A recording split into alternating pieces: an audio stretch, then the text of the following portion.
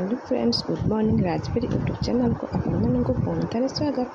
आशा कर निश्चय भल थे। आसतु आज मुझे सिंपल चिकेन ग्रेवी देखेबी करके। मुझे चिकेन नहीं जाइए से सब मसला माने दही, लुण, लंका गुंडी, हलदी गोलैक रखीदे। देखो भलसे रखीदे गोलैक। अदा रसुण मुझे किसी नहीं जाइए भल भाव पेस्ट कर देखते ये आलू मध्य काटिक भाजी नहीं। तापर कड़ाई रे तेल देके तेल गरम होला पर पियाज दे 3टी पियाज काटिक देछि। पियाज को हम भल भाव भाजी नवा।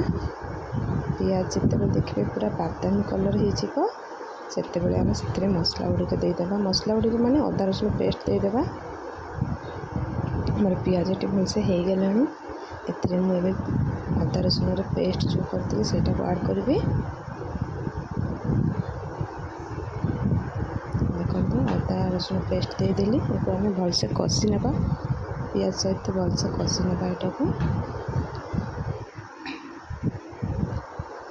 भलसे कषि हो जिते देखो जो देखिए मसला रू तेल छाड़ी छाड़ी आसो से आम तेजपत्र 2-3टी देदेबा। ताको भल भाव कषि ना आउ टे। देखो ये मुझे सुंदर भाव कषि नहीं।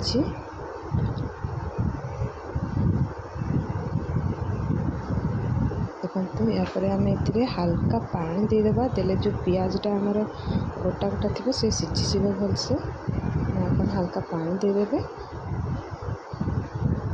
पानी देके भल भाव कषि ने।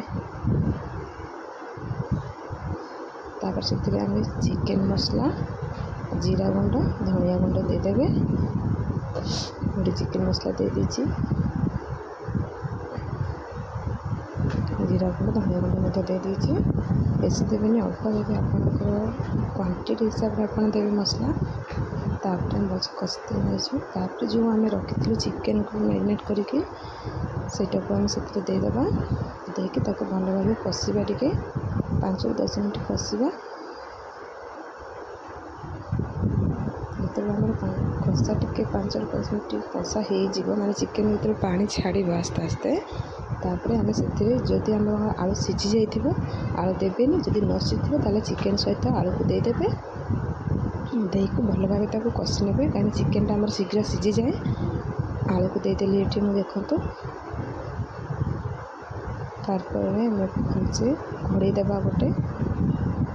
देखो भलसे कषि नहीं कि सुंदर भाव। देखो आप कषा भलसे न चिकेन आलू तेल न छाड़ी से पर्यंत आप भल भाव कषि नियंतु। तापर मु गोटे अलैच 2टी अलैच को छेचिकी से दे दीजिए। आमर रेडी हो जाइए अभी चिकेन तरकारी। आपड़ यहीपरि भाव घर निश्चय बन खातु। देखिए बहुत सुंदर लगे, बहुत टेस्टी मत लगे। ये राग जमा भी देनी माने पिला खाइबे पर अल्प राग देची। यहीपरि भाव आप करके घरे खाते। देखिए रोटी सहित, भात सहित, जो भी आप खाईपर, पूरी सहित भी खाईपर, किसी असुविधा नहीं। देखते कि सुंदर देखा जाए।